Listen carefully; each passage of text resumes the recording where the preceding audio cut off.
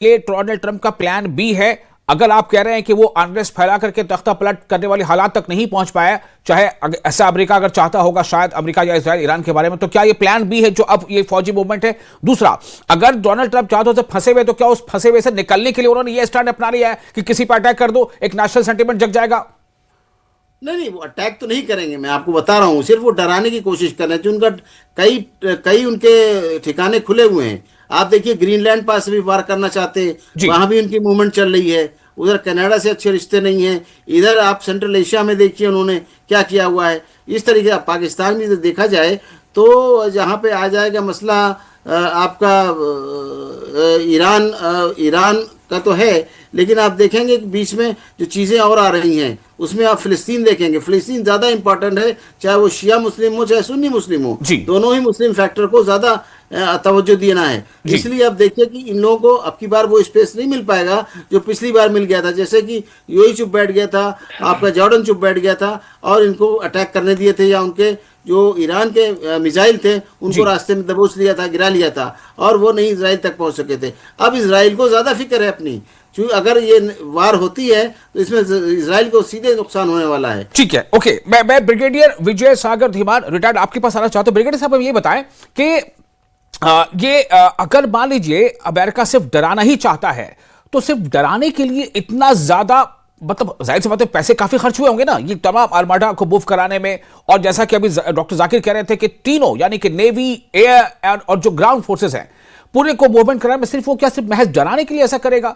और जो अभी टर्की के एक बहुत सीनियर मिलिट्री ऑफिसर, उनका स्टेटमेंट आया था कि इसराइल बहुत जल्द ईरान पर हमला कर सकता है। तो क्या ये अमेरिका जो है वाया होगा कि इसराइल हमला करे ईरान पर, और ईरान अगर ज्यादा कुछ खतरा दिखता रहा है तो फिर अमेरिका जो है फिर वो ईरान पर अटैक करेगा? मैं थोड़ा चाहता हूं अपने दर्शकों के लिए आप ये बताएं कुछ।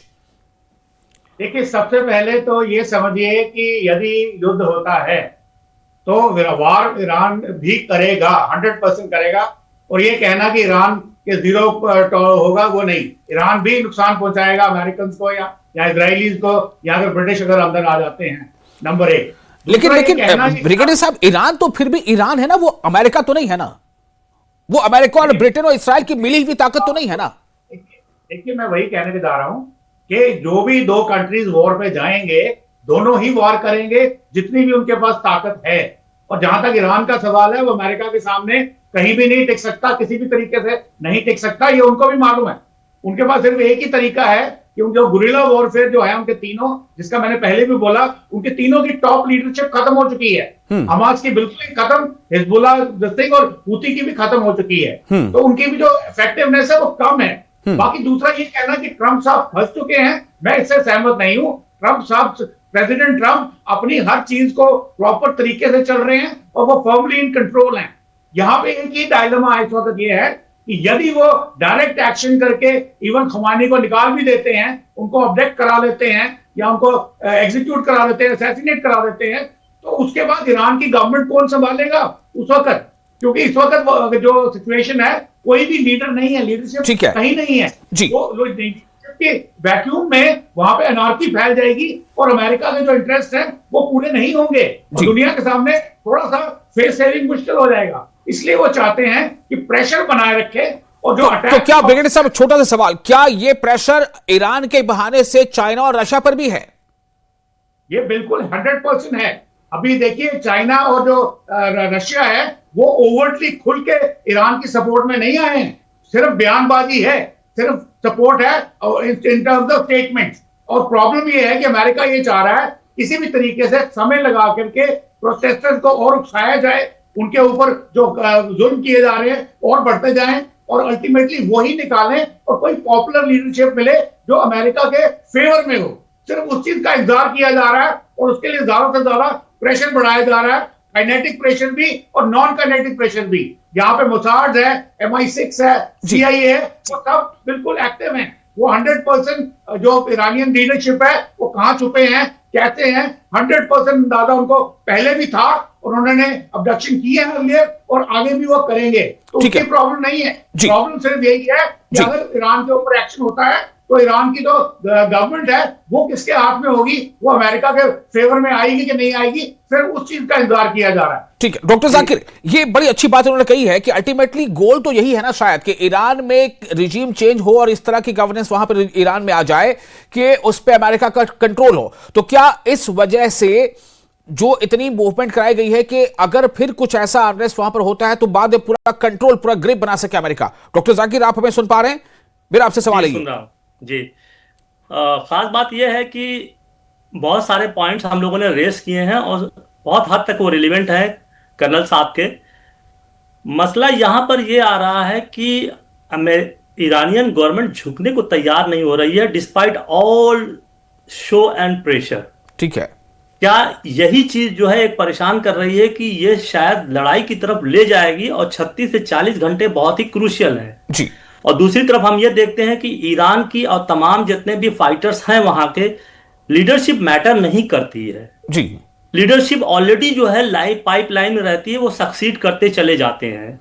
ये इस्लामिक फाइटिंग फोर्स की, इस्लामिक जो वहां के गल्फ के लोग फाइट करते हैं, उनकी एक स्ट्रेटजी है कि the army does not depend on leader और जनरल। तो आर्मी के अंदर खुद एक इनबिल्ट सिस्टम है, क्योंकि आप देखिए गाजा में जो है उनके लीडर को खत्म कर दिया, आज तक लड़ रहे हैं। हमास के लीडर को खत्म कर दिया, आज तक एग्जिस्ट कर रहे हैं। हुतीस को खत्म किया, आज तक लड़ रहे हैं। They are purchasing time to recoup and re-emerge. तो यहां पर ईरान की एक दो कमियों को भी मैं बताना चाहता हूं। उसको मैं, ईरानी कमजोरी नहीं है बल्कि हमारे ऐसे लोग उसको सोचते हैं। नंबर एक ये है कि ईरान ने उस वक्त हिजबुल्लाह का सपोर्ट नहीं किया जब वो डिमांड कर रहा था जी। शायद ईरान ये सोच रहा था कि अगर उस वक्त हम सपोर्ट करेंगे तो हमारे ऊपर ये कहर टूटेगा और हम बच नहीं पाएंगे, जबकि ये होना था जी। दूसरा ये है कि ईरान जो न्यूक्लियर वेपन को लेकर आज 20 साल से ये लगाए हुए हैं, बनाएंगे नहीं बनाएंगे। बनाना था तो बना लेना चाहिए था, नहीं बनाना तो डिक्लेयर कर देते हम नहीं बनाएंगे अपने। लेकिन जाकिर साहब, यहां से आप डिक्लेयर का आपने जिक्र किया तो मुझे एक सवाल याद आ रहा है कि 48 घंटे वो प्रिपेयर कर सकता है, 24 घंटे प्रिपेयर कर सकता है, इस तरह की भी खबरें कई सोर्सेज से चल रही हैं, ये क्या है? देखिए, अब तक अगर बनाना होता ईरान को बना लेते 48 घंटे 44 घंटे। ये हमें समझ में बात नहीं आती है। हमें वही चीज नजर आ रही है कि जैसे सद्दाम हुसैन को लोग ग्लोरीफाई कर रहे थे कि ये कर देगा वो कर देगा। खबजी में एक मिसाइल भी मारा तो पूरी दुनिया हंसने चीयर अप करने लगी। तो खासकर ईरान के साथ भी यही हो रहा है। ईरान कितना लड़ेगा, कितना डिस्ट्रॉय करेगा, क्योंकि these forces are very committed and rest of the world is just watching. जैसे कि वर्ल्ड इकोनॉमिक फोरम में कनाडा के प्रेसिडेंट प्राइम मिनिस्टर कार्ने ने कहा कि ये दुनिया जो है, ये सिस्टम अब बिल्कुल टूट रहा है, इसको बचाने में न लगे बल्कि मिडिल पावर जो है एक साथ मिलकर एक दूसरे की सपोर्ट करके आगे बढ़े और ये कॉर्सिव पावर को हटाएं यहां से जी। तो ये हो ही नहीं रहा है। आप देखिए कि टर्की भी बैठा हुआ है, 14 लोग जो है, 14 मुस्लिम कंट्रीज जो है बोर्ड ऑफ पीस को। जाकिर साहब एक छोटा सा सवाल और, वक्त थोड़ा सा अब कम होता जा रहा है। रशिया और चाइना को लेकर बहुत कुछ चलता रहता है खबरों में, मतलब वो चाहे अफवाह है, गॉसिप है कि रशिया सपोर्ट में है, चाइना सपोर्ट में है, उसने 16 बड़े अपने जो है एयरक्राफ्ट कैरियर भेज दिया, मतलब वो एरोप्लेन भेज दिया, क्या क्या बहुत सारी चीजें हैं। इसकी कुछ हकीकत है? ऐसा कुछ नहीं है कि कोई आर्म सप्लाई वगैरह थोड़ा मोड़ा किया है। मेजर सपोर्ट जो चाइना जो कर रहा है वो स्पेस में कर रहा है, वो डेटा डिलीवरी में कर रहा है, जिससे ईरान की जो है मिसाइल्स की जो है हिटिंग कैपेसिटी और टारगेटिंग जो प्रिसीजन टारगेटिंग बहुत बड़ी है, जो 12 दिन के वार में दिखाई दी थी जी। अच्छा, मैं एक वीडियो दिखा रहा हूं, आप मेहमान, आप लोग भी अगर देख पाए तो हमारे दर्शकों को, ये जो आप वीडियो आप देख रहे हैं ना, एक वीडियो जो अभी हमने यहां पर दिखाया, इसमें जो अमेरिका का अपना जो एयरक्राफ्ट कैरियर है बहुत बड़ा, उसको लेकर के ईरानी मीडिया ने वीडियो जारी किया है। उसमें यह बताया है कि ये हमारे बिल्कुल मतलब रेंज में है और हम इसे, अगर अमेरिका ने हमला किया तो हम इसे तबाह कर देंगे। ये देखिए, ये जो वीडियो आप देख रहे हैं ना, ये ब्लैक वाला जो है, ये ड्रोन से की तस्वीर है और ईरानी मीडिया ने इसको जारी किया है।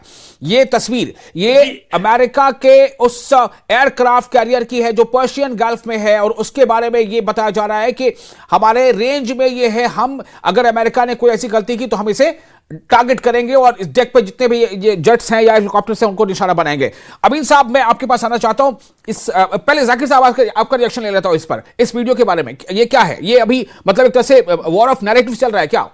देखिए, दो चीजें हैं। ऐसे कहा जा रहा है कि चाइना ने शायद जो है इनके नेवल करियर को ब्रेक करने का मिसाइल दिया है, क्योंकि चाइना, ये जो अब्राहम आया है वो इंडो पैसिफिक से चल के आया है। तो चाइना के सामने भी एक चैलेंज है कि इनके नेवल करियर को किस तरीके से हैच किया जाए, किस तरीके से ब्रेक किया जाए, तो वो मिसाइल कैपेबिलिटी ईरान को दे सकता है। दूसरा यह है कि ईरान की जो स्पेस प्रोग्राम है वो भी बहुत इफेक्टिव है, लेकिन फिर क्या, मतलब अभी कुछ समझ में बात नहीं आ रही है कि ऊंट किस करवट बैठेगा। बिल्कुल ब्रिगेडियर साहब, आपसे भी ये सवाल मैं करूंगा इसी बारे में। ये जो वीडियो फुटेज जारी किया और ये जो धमकी दी गई कि अगर अमेरिका ने हमला किया तो हम इसे तबाह कर देंगे। जी फर्स्ट ऑफ ऑल, अगर आपका जो मैं वीडियो देख रहा हूं जी, इसमें मुझे ये क्लियर नहीं है कि ये जो एयरक्राफ्ट कैरियर है ये कौन सा है और कहां पे है।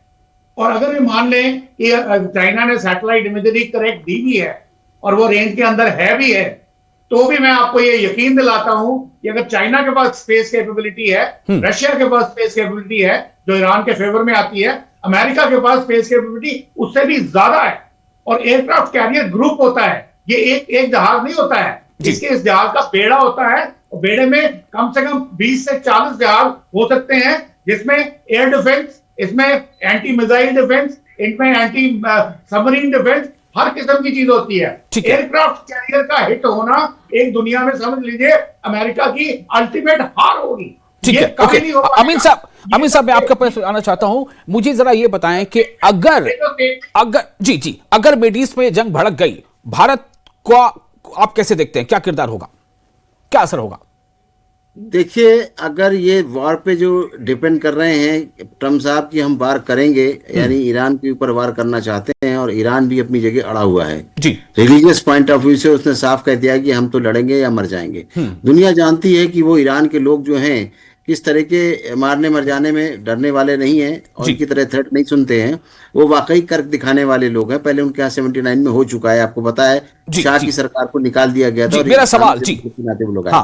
अब आप ये देखेंगे इस बात को कि ये जो वार है, ये वार अगर होती है तो ये थर्ड वर्ल्ड वार होगी।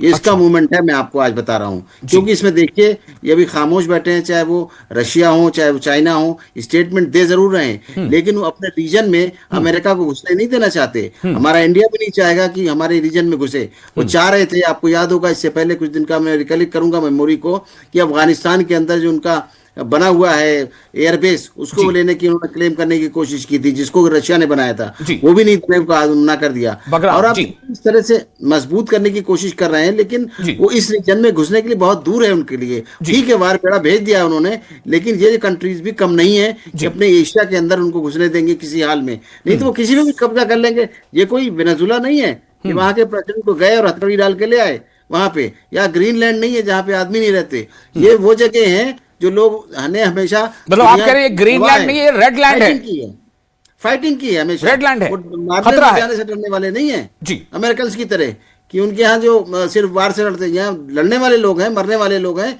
चाहे वो हिंदुस्तान के हों चाहे ईरान के हों, ऐसा नहीं है कोई दिक्कत। आज देखिए आप, ईरान ने भी जो है तो क्या किया है, ईरान ने भी इस बात को जवाब दिया, ईरान को हमारे इंडिया ने जवाब दिया कि हम उनके साथ हैं। क्या ये दिखलाता है कि इंडिया उस ताकत के साथ है, क्योंकि हर तरफ वो अपनी दादागिरी करना चाहते हैं। आप देखिए, जो हमारा ईरान के पास में हमारा इतना बड़ा बन रहा था पोर्ट, उस पोर्ट को भी चाबार, उस पोर्ट को भी चाहते हैं कि नहीं हम कब्जा कर लेंगे। कैसे चलेगा? जिससे कि हमारा पूरा जुड़ा हुआ था नेटवर्क, यानी हम पाकिस्तान से फिर पूरे सेंट्रल एशिया में घुस रहे थे। आप बताइए, हर जगह आप घुस जाएंगे। वो हमारा गुजरात से जोड़ रहा था, यानी किसी कंट्री को आप डेवलप होने नहीं देंगे। आप क्या चाहते हैं, क्या है दुनिया में, ये सोच रहा है दुनिया में, और इसका जवाब जिनको मिलने वाला है ट्रम्प साहब को। ठीक है, ब्रिगेडियर विजय सागर धीमान रिटायर्ड, बहुत आपका शुक्रिया ब्रिगेडियर साहब। डॉक्टर जाकिर और मोहम्मद अमीन साहब, आप दोनों का बहुत बहुत शुक्रिया। और ये चूंकि इस पे हम किसी कंक्लूजन